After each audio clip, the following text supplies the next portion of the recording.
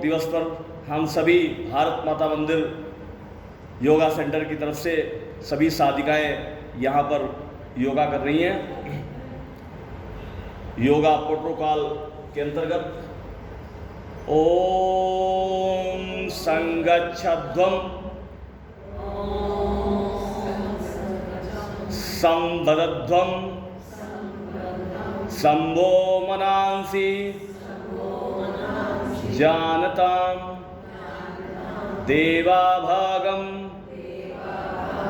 यथा पूर्वे संजनाना उपासते। आइए अब हम सभी खड़े हो जाएंगे।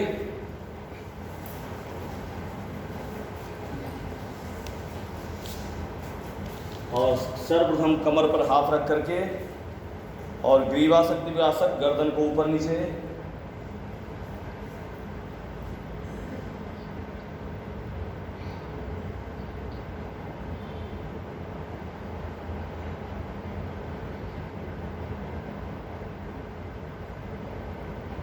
गर्दन को बाएं दाएं, लेफ्ट राइट,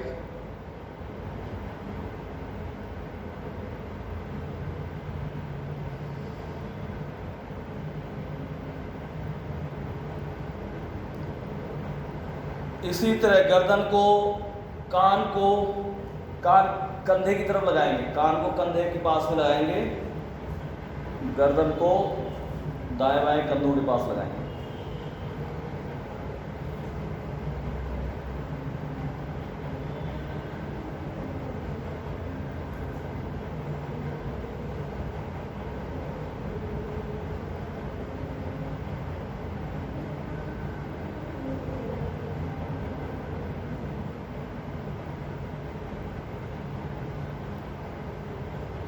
इसी तरह अब हम गर्दन को बाएं से दाएं, दाएं से बाएं, क्लॉकवाइज एंटी क्लॉकवाइज।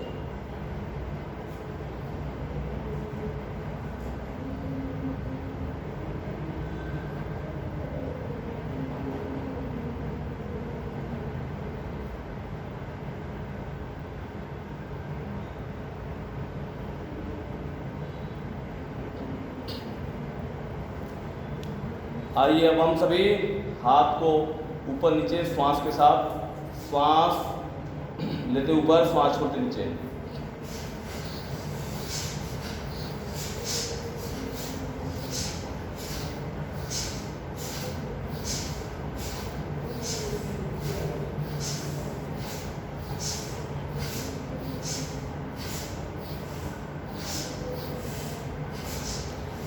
इसी तरह अब हम कंधों का व्यायाम, स्कंद चालन घुमाएंगे इस पूरा गोल।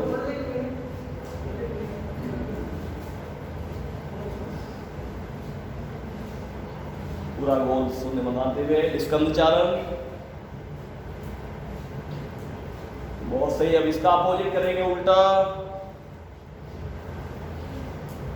उल्टा भी करेंगे बड़े आराम से, कोनी मिली हुई। अब कोनी को दाएं बाएं इस तरह खींचना, फिर सिकोड़ना।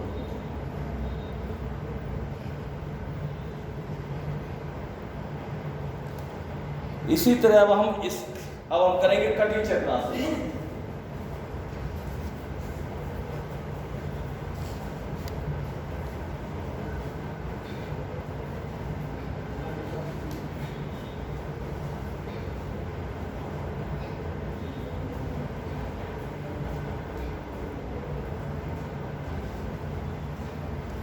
करते रहेंगे कटी चक्रासन।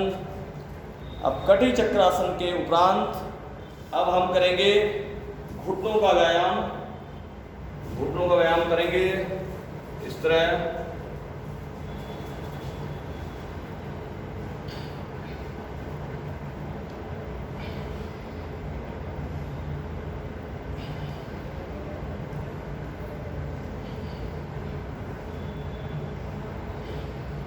घुटने हमारे इससे सही रहते हैं। घुटनों का व्यायाम करते रहेंगे। अब घुटनों को व्यायाम करने के बाद अब हम सभी करेंगे ताड़ासन। ताड़ासन, श्वास लेते ऊपर, श्वास छोड़ते नीचे। इससे इसमें हमारा स्पाइनल कोड, पेट सभी में प्रभाव पड़ता है, एड़ियों में भी प्रभाव पड़ता है। श्वास लेते ऊपर, श्वास छोड़ते नीचे।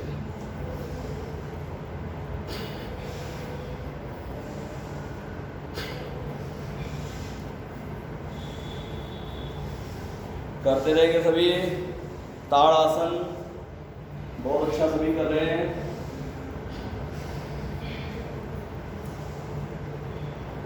करते रहेंगे ताड़ासन।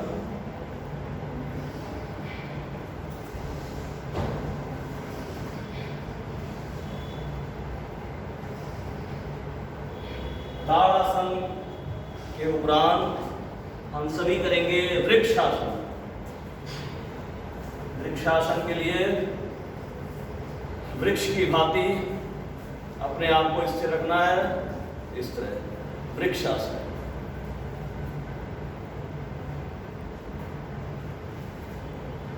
अरे अंतर्राष्ट्रीय योग दिवस पे हम सभी भारत माता मंदिर के प्रांगण में, भारत माता योगा सेंटर में हम सभी कर रहे हैं। मैं योगाचार्य संतोष कुमार शास्त्री सभी साधिकाओं को मैं योग करा रहा हूँ। यहाँ प्रतिदिन योग प्राणायाम की कक्षा अर्थात क्लास लगती है सुबह शाम। वृक्षासन, जिससे हमारा मन स्थिर रहता है, हमारे अंग प्रत्यंग ठीक रहते हैं। उसके बाद अब हम करेंगे पादहस्तासन। पादहस्तासन कर सकते हैं इस तरह, श्वास छोड़ते हुए नीचे ले जाना है।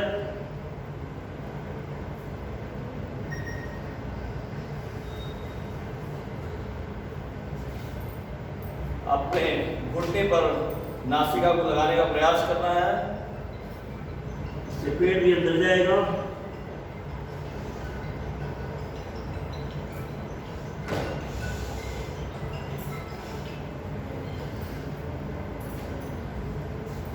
पादहस्तासन बहुत अच्छा, सभी पादहस्तासन सभी कर रहे हैं। उसके उपरांत अब हम सभी करेंगे अर्धचक्रासन। अर्धचक्रासन करेंगे इस तरह, यहाँ पर कमर पे हाथ रखें और पीछे की तरफ जाएंगे, बैक बेंडिंग, हिल ना जाए। कमर के लिए बहुत ही अच्छा आसन है ये, बैक पेन के लिए।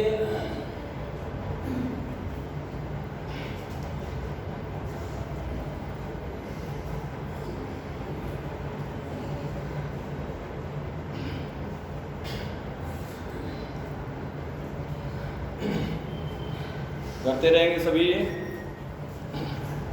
जब तक अगला आसन हम न बताएं, तब तक आपको ये आसन करते रहना है। उसके बाद हम सभी करेंगे प्रोटोकॉल के अंतर्गत त्रिकोण आसन। ऐसे कीजिए सभी, एक पैर को साइड में रखेंगे, जो पैर हमने साइड में रखा उसी हाथ को यहाँ बगल में रख करके और हाथ को ऊपर। इससे घुटने के लिए, कमर के लिए जो साइड की जो चर्बी होती है वो भी जाती है और कमर हमारा ठीक रहता है।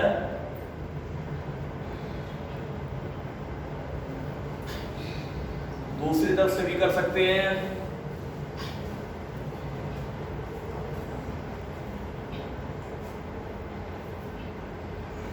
त्रिकोण आसन करते रहिए, बहुत अच्छा। त्रिकोण आसन के बाद हम सभी करेंगे भद्रासन। भद्रासन के लिए सभी ऐसे बैठ जाएंगे और बैठने के बाद हम जैसे ये बटरफ्लाई में करते हैं उस तरह नहीं करना है, उस तरह से बैठना है। बैठ करके इससे लगना है, हाथ यहाँ से लगा करके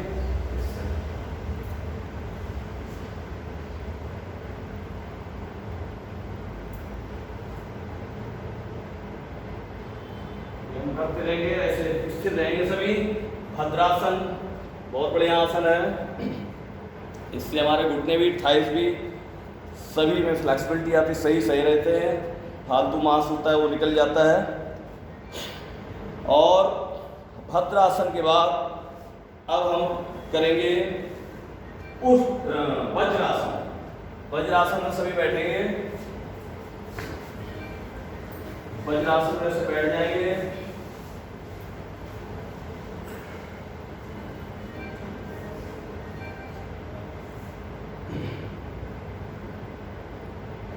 ये आसन बहुत ही लाभदायक है।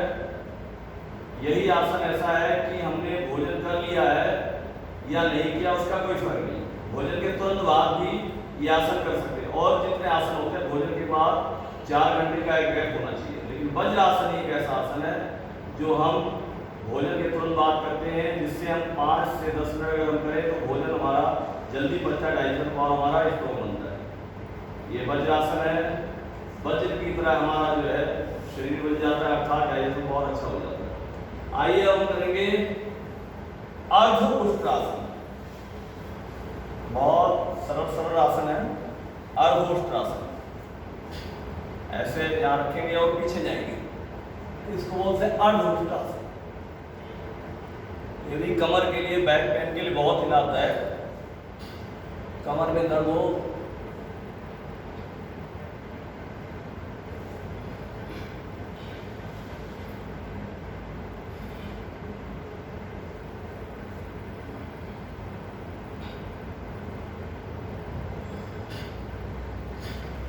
ये अर्धउष्ट्रासन है। अब हम इसी में हम करेंगे पूर्ण उष्ट्रासन, पूरा। अब इसको हाथ को पंजे के पीछे फ्लैट रहेंगे और हाथ को ऐसे पीछे ले जाएंगे। ये भी बैक पेन, कमर के लिए बहुत लाभदायक।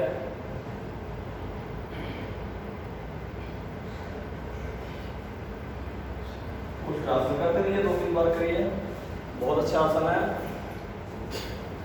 उष्ट्रासन करेंगे, करते रहेंगे सभी। उष्ट्रासन के बाद हम अब अगला आसन करेंगे शशांक आसन। शशांक आसन बहुत ही अच्छा आसन है। शशांक आसन में हम इसी तरह वज्रासन में जैसे बैठे थे वैसे बैठ जाएंगे और श्वास छोड़ते नीचे। हृदय प्रदेश के लिए, पेट के लिए बहुत ही लाभदायक।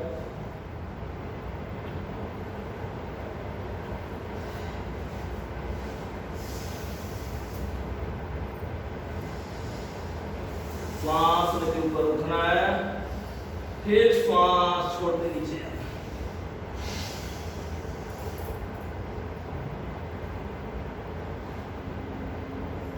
फिर श्वास लेते ऊपर, एक बार और करेंगे, श्वास छोड़ते नीचे।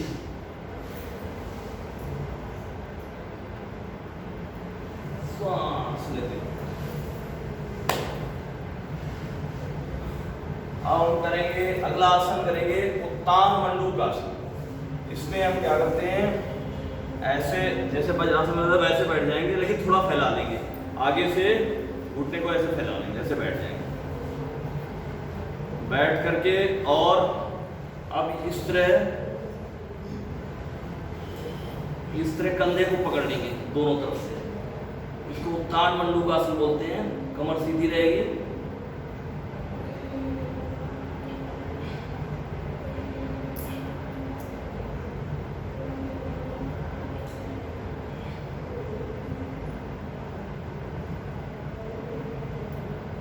इससे हमारे अंदर एकाग्रता बढ़ती है, स्पाइनल कोड भी हमारा सही रहता है, कंधे भी सही रहते हैं, घुटने के लिए भी बहुत अच्छा, थाइस के लिए भी बहुत बढ़िया।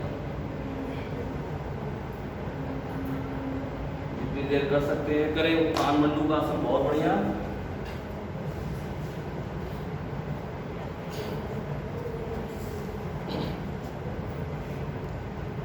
उत्तान मंडूकासन के बाद हम करेंगे वक्रासन।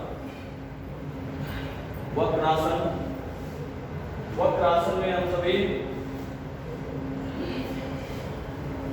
बैठ करके सीधे पैर रख देंगे। इसमें से अब हम एक पैर को एक घुटने को मोड़ लेंगे और मोड़ने के बाद अब हम जो पैर सीधा है वो हाथ आगे यहाँ पैर के साथ में हम रख लेंगे और दूसरा हाथ पीछे।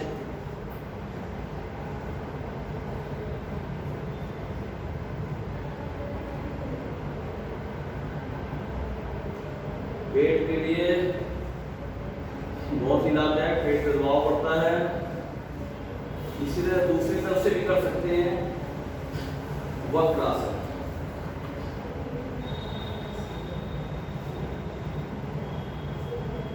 जो पैर सीधा हुआ आगे,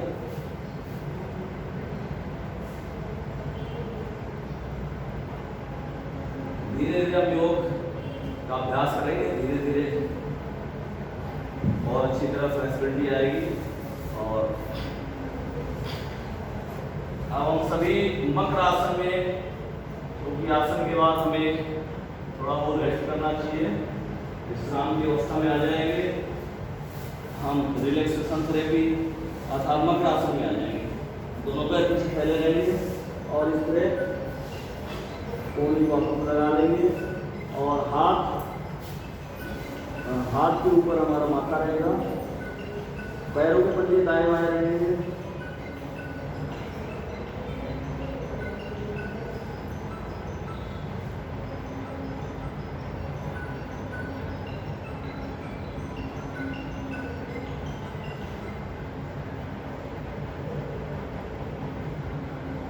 इससे मन मस्तिष्क को, हृदय प्रदेश को, पूरे शरीर को रिलैक्स मिलता है, आराम मिलता है, विश्राम मिलता है, शांति मिलती है, थकान हो दूर होता है, रात्रि में नींद भी अच्छी आती है, डिप्रेशन हो दूर होता है, चिंताओं से हम मुक्त होते हैं, श्वास की प्रश्वास की प्रक्रिया भी सही रहती है। ये मकर आसन बहुत ही लाभदायक।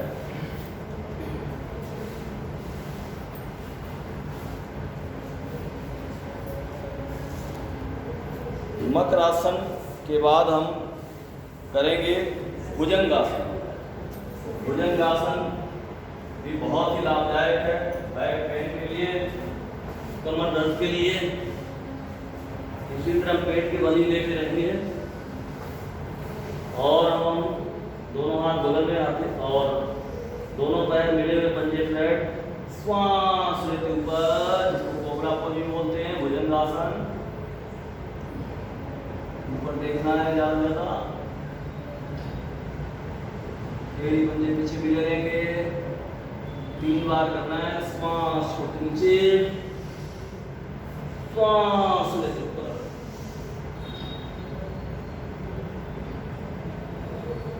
श्वास छोटे नीचे, श्वास।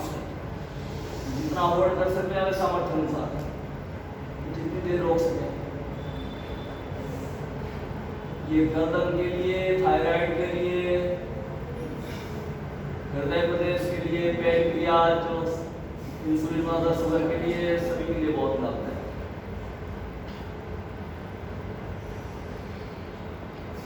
और इसके बाद हम अगला आसन करेंगे शलभासन। इसमें दोनों हाथों को दोनों जंघाओं के नीचे और बीच वाले आगे वाले पीछे वाले भाग को उठाएंगे। आगे वाला भाग जो थोड़ी है वो जेबी में रहेगा और पीछे वाले भाग को उठाएंगे दोनों को एक साथ।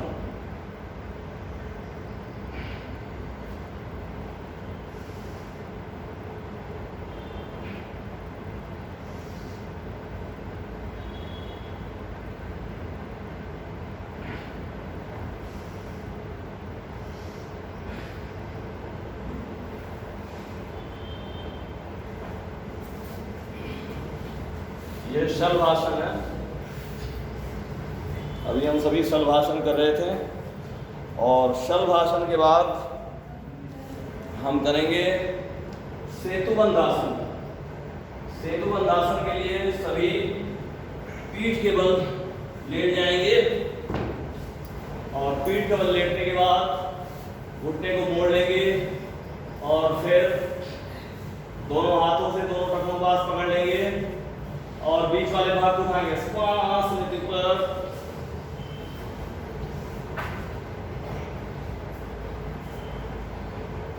श्वास छोड़ते नीचे, श्वास लेते ऊपर, श्वास छोड़ते नीचे, श्वास लेते ऊपर, जितना होल्ड कर सके, श्वास। बहुत बढ़िया से करते रहेंगे। पेट के लिए, कमर के लिए बहुत ही लाभदायक। योग का नाम है अर्थात आत्मा और परमात्मा का मिलन। योग हमारे शरीर को स्वस्थ नहीं रखता बल्कि हमारे मन मस्तिष्क को स्वस्थ रखता है। योग के द्वारा शारीरिक स्वास्थ्य भी प्राप्त होता है, मानसिक भी, और हर दृष्टि से हमें लाभ मिलता है। चौमुखी विकास। आइए अब हम सेतु बंधासन करने के बाद अब हम करेंगे उत्तान पादासन। उत्तान पादासन करेंगे, दोनों पैर मिला के, पंजे फ्लैट आगे करने पे, दोनों हाथ बगल पे और उठाएंगे। Incoming call from Drive Sunil Sanwin identified by Truecaller.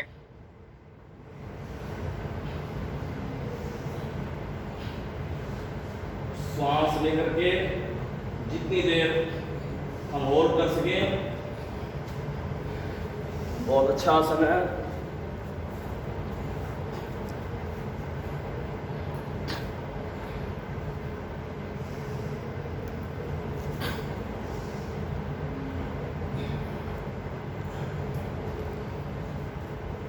उत्तान पादासन के बाद अब हम करेंगे अर्ध अर्धासन।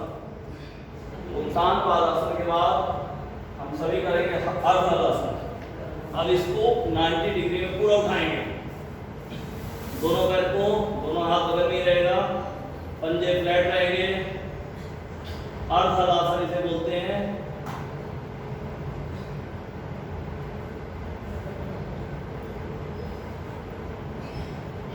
बहुत अच्छा करते रहेंगे। अर्ध हलासन करने के बाद अब हम सभी करेंगे पवन मुक्त आसन।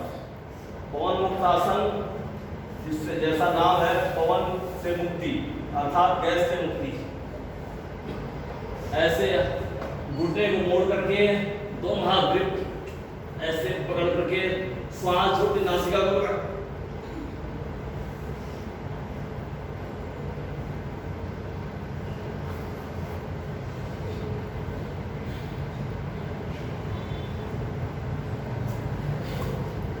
पवन मुक्त आसन सभी करते रहेंगे। बहुत अच्छा। पवन मुक्त आसन, ये गैस जो हमारे ज़्यादा बनता है वो निकाल देता है, अपान वायु जो जिसे बोलते हैं वो निकल जाता है और हमारा शरीर स्वस्थ रहता है, ना कोई एसिडिटी ना गैस।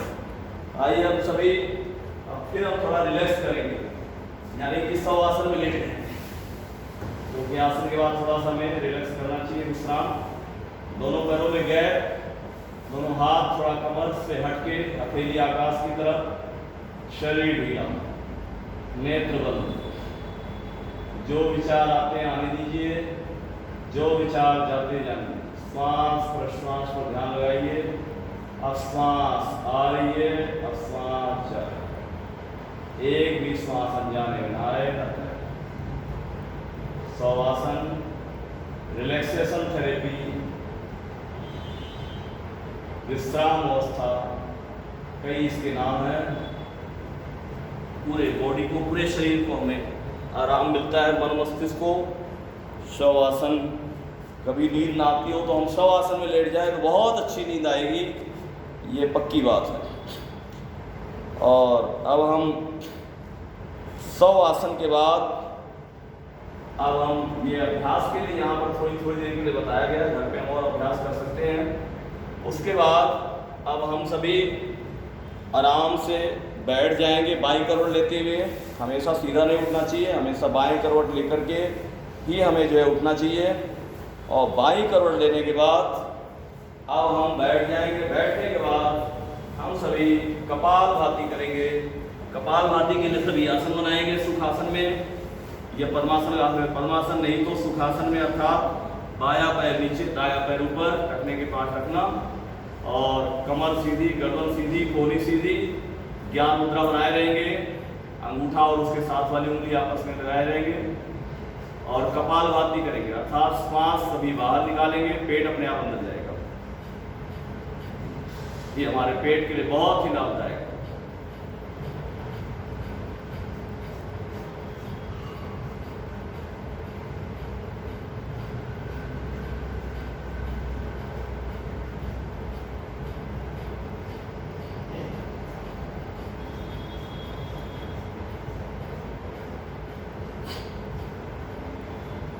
कपाल भाती हमें कम से कम 2 से 5 मिनट करना चाहिए रूटीन में, बहुत अच्छा रहता है। पेट की सारी बीमारियां दूर होती हैं।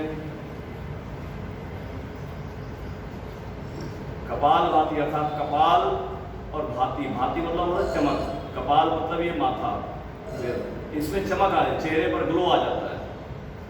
क्योंकि जब शरीर हमारा स्वस्थ रहेगा तो मन भी स्वस्थ रहेगा, मस्तिष्क भी स्वस्थ रहेगा, सब कुछ स्वस्थ रहेगा। मन में प्रसन्नता रहेगी, चेहरे पर मुस्कान रहेगी, चेहरे पर ग्लो आएगा।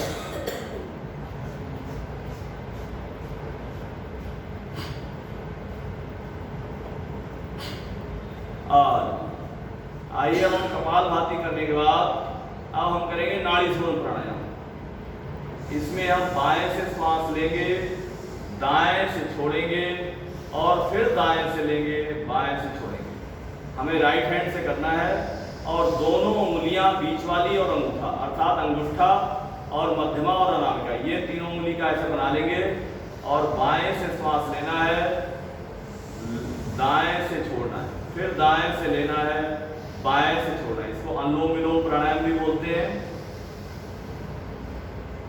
नाड़ी शोधन प्राणायाम भी बोलते हैं। इससे हमारा बीपी जो है लो हो तो वह हाई हो जाता है, हाई हो तो लो हो जाता है, अर्थात बीपी सामान्य हो जाता है, ना ज़्यादा लो होता है ना हाई होता है, सामान्य रहता है। हमारे अंदर जो 72,000 नाड़ियाँ हैं सारी खुल जाती हैं।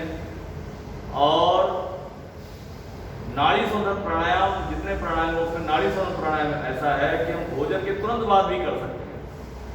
यही एक ऐसा प्राणायाम है।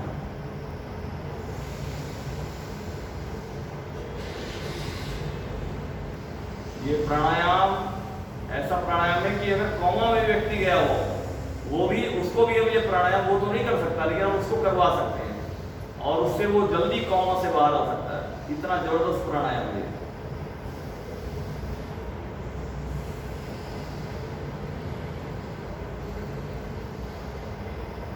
अनुलोम विलोम प्राणायाम करते रहेंगे, बहुत अच्छा।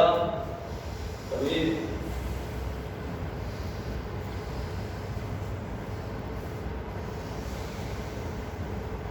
अनुलोम विलोम प्राणायाम के बाद हम सभी अब शीतली प्राणायाम करेंगे। शीतली प्राणायाम के लिए सभी अपने आसन को लगाए रहेंगे और वही स्थिति, दोनों हाथ घुटने पर ज्ञान मुद्रा बनाए रहेंगे। जीवा से श्वास लेंगे, मुंह बंद करके नाक से श्वास निकाल देंगे।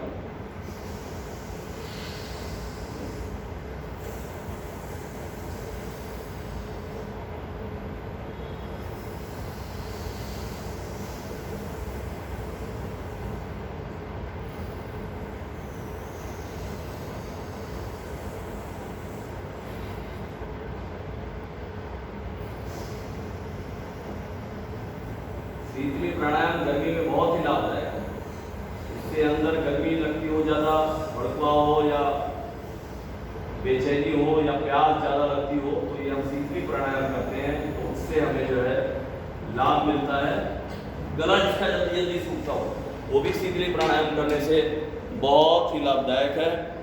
और शीतली प्राणायाम के बाद अब हम करेंगे भ्रामरी प्राणायाम। भ्रामरी प्राणायाम ये जिसका मन बेचैन रहता है, डिप्रेशन शांति के लिए बहुत ही लाभदायक, चिंता के लिए चिंता से मुक्त हो जाते हैं।